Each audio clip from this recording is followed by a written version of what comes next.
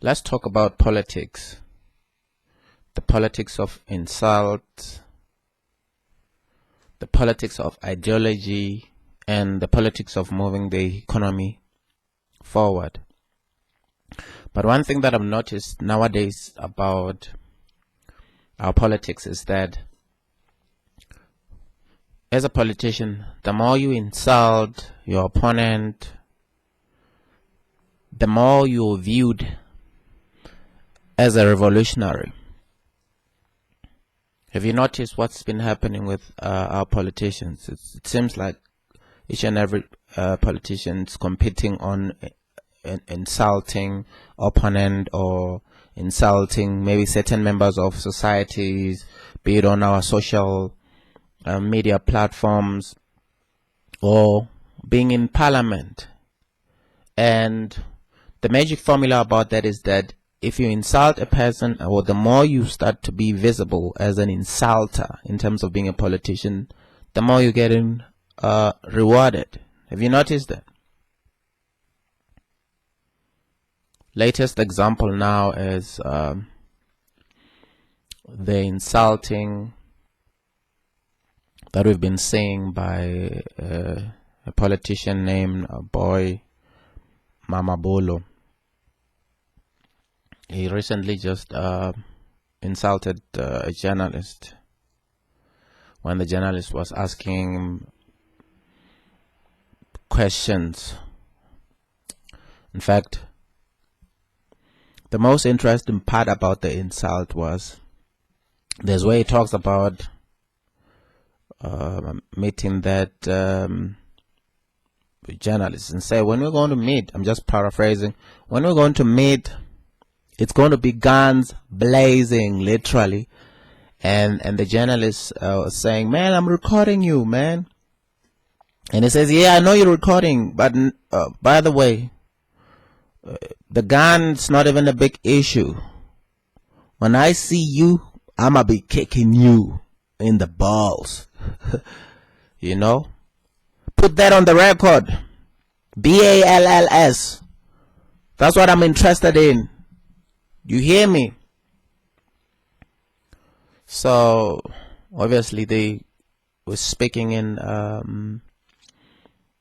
Sepedi, formerly Northern Socio, you know. It's one of the famous insulting word that you could use, you know. So, and this is the same fellow obviously was involved in the parliament, in an altercation in the parliament with the economic freedom fighters, President Julius Malema. When they're having a go at each other, the guy stood up and started saying that Julius Malema is abusing his wife. Remember that?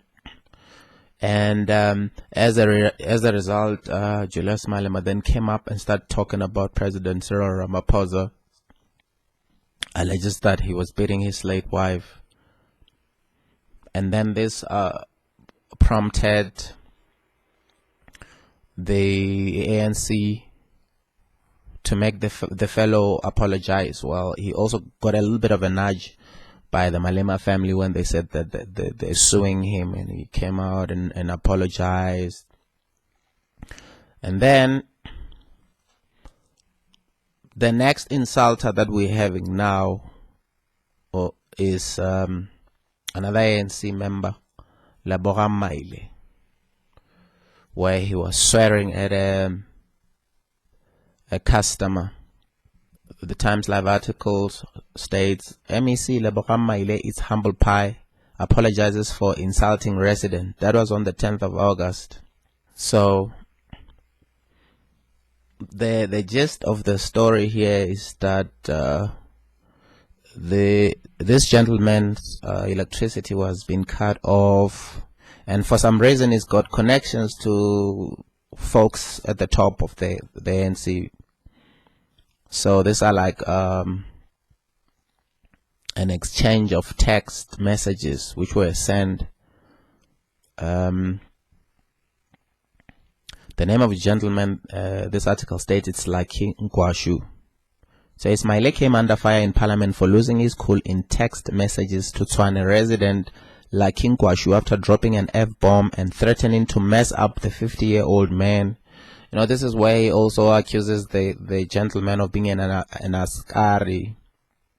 You know, those old apartheid snitches, you know, black snitches who go and snitch to the apartheid government. It states that in another mail, Maile wrote,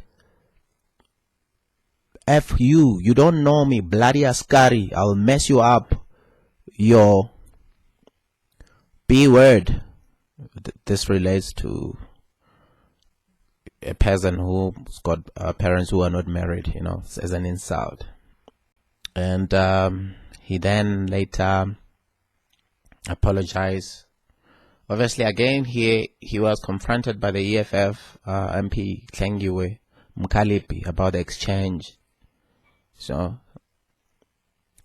that's really brought this forward, you know, the pressure to make him apologize. And this is just the trend that keeps on going. If you insult your opponent, don't come up with a political idea or ideology or strategies that would enhance the economy and serve the people, the masses, as a public servant. You know, these politicians deem themselves as walking gods, you know, akin to the old Egyptian pharaohs when they see the masses. So you get rewarded. Remember back in the day, it was 2014, the COSA's the COSA's General Secretary, when they were insulting Tulima Donzela after she just released the Nkandla report, north of 260 million.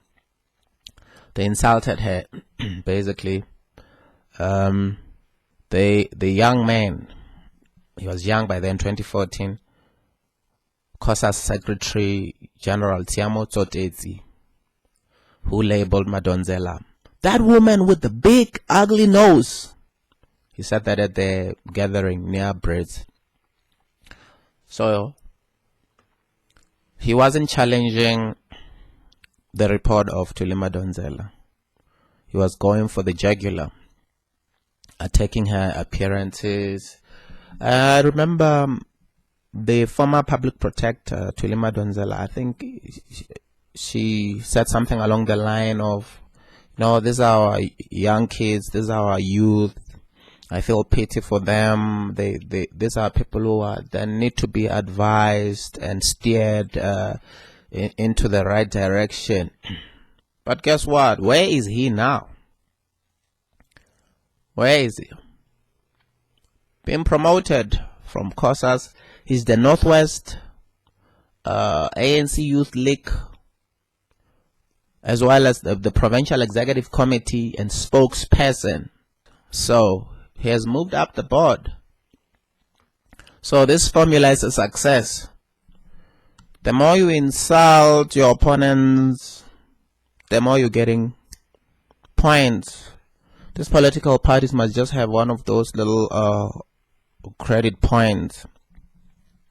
They have a point. The more you insult, then you rack up your points, and then you promoted, you move up. Like this shopping carts that you get, you go to your Pick and Pay, they say, do you have a Pick and Pay card thingy for the points? Or you go put in a petrol or you swipe with your card and you get more points. You know, with these politicians, it seems as if it's like the same thing. It's ridiculous. They don't talk about their policies. I mean, Leboga Maile, remember when he played God, supposed with small letters, as a deity, he wanted to shut down the whole mayoral thing because there was a stalemate in the province where we couldn't get a mayor elected and so forth, and he just came in and wanted to change the laws. It's still here. They're nicely moving forward, you know. So it's unbelievable. You don't hear about the policies that they are speaking about. You look at the ANC, nobody talks about their policies anymore. Their policies they used to purport to call themselves a big tent, where you'll have your socialist within the big tent, you have your communists within the big tent, you have your capitalists within that big tent, and your South African Communist Party as an alliance, which also have a confused ideology, because the South African Communist Party will tell you that we're going to attain socialism in our lifetime. Like in reverse, you have a Communist Party, which normally would have a socialism. After socialism, they would move and graduate to the ultimate communism. You know, the number one killer of members of society. All the communist governments, they've killed millions and millions of people.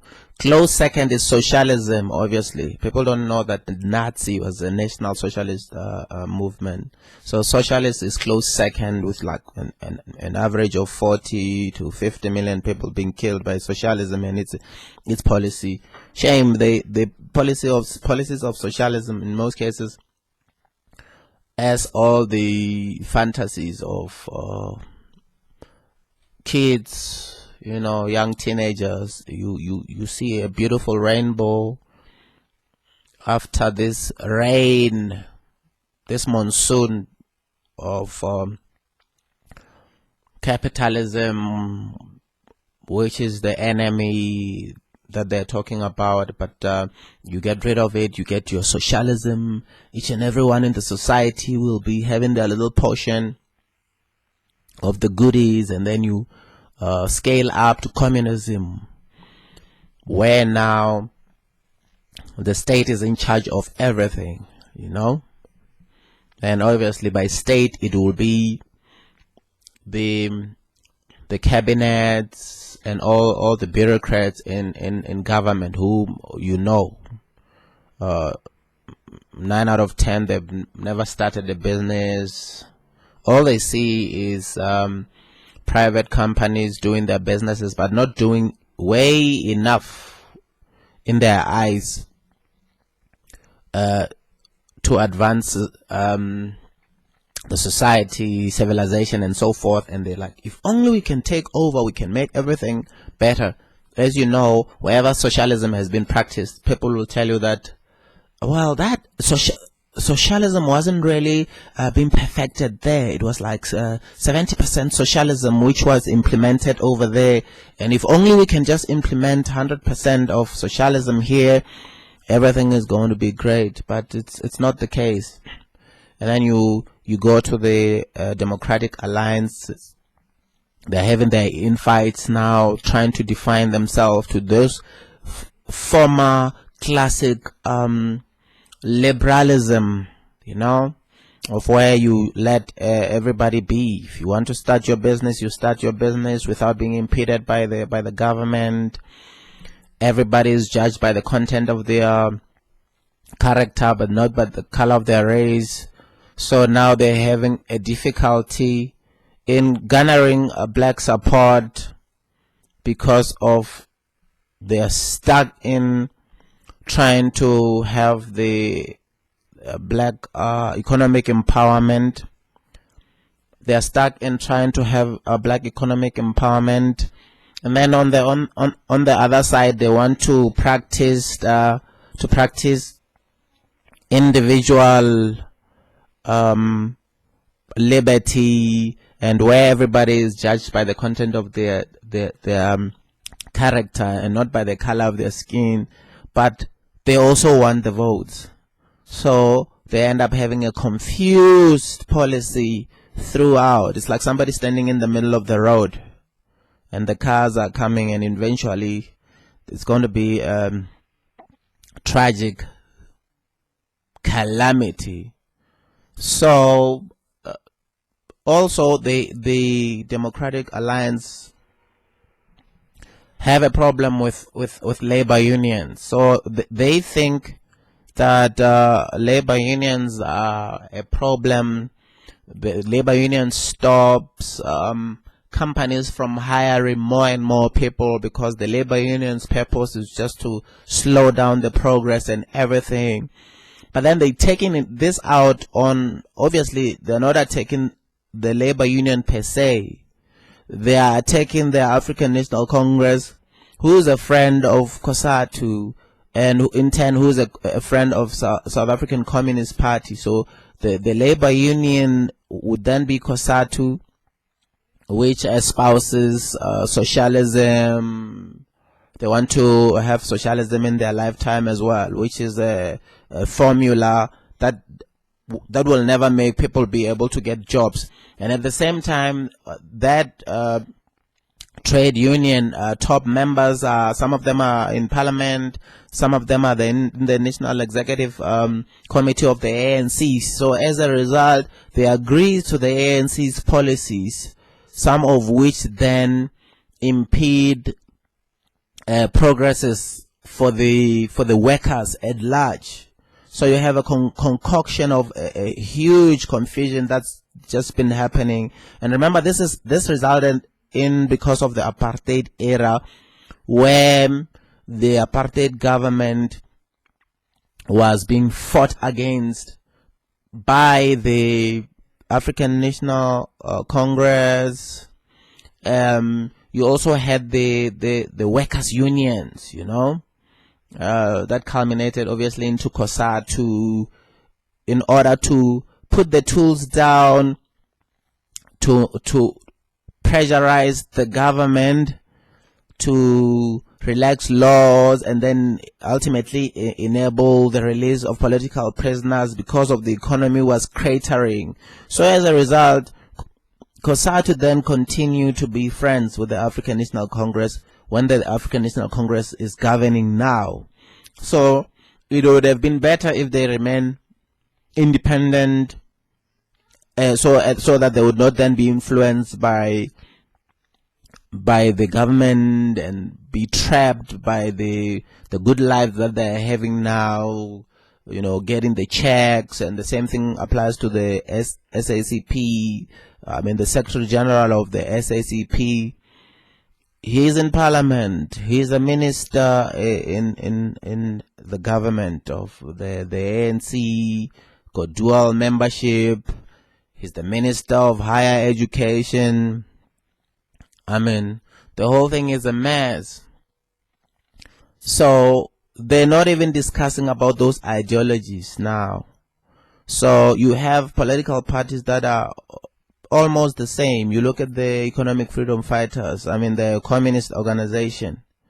They are 7 cardinal pillars, copy and paste from the Communist Manifesto by their favorite Caucasian, Karl Marx, a lazy bum who never worked in his whole life. They didn't even want him to be at the college because of his utopian ideas, which for some reason, hundreds and decades later, the policies out there. It's a very tantalizing an idea, where you just take everything from everyone and then perfect it, you see it from a distance, like, this is great. I mean, we could nationalize all the pilots, and then we have our own pilots and start flying our own planes, and then you realize that you have to go and study and be a pilot, and the reality in life, you have to be a pilot, and after being a pilot, you really have to find a company that you're going to be working for, so when you see all these things from a distance, it's like goodies. So yeah, that's just my take about insulting your way to the top of the political food chain, as opposed to talking about your policies, of which you don't really have good policies. We, unfortunately, during the Cold War with the former communist Russia, back in the days, the communist Russia versus the United States, we were on the side of communist and South Africa was assisted by the Chinese communists and Russian communists in terms of training, the MKs and so forth. And unfortunately, we adopted those regressive policies of communism instead of just accepting their assistance militarily, and then continue to find policies which will be fit for purpose for the Republic of South Africa. Well, just my take. Thanks for watching the Mamuji show. See you soon.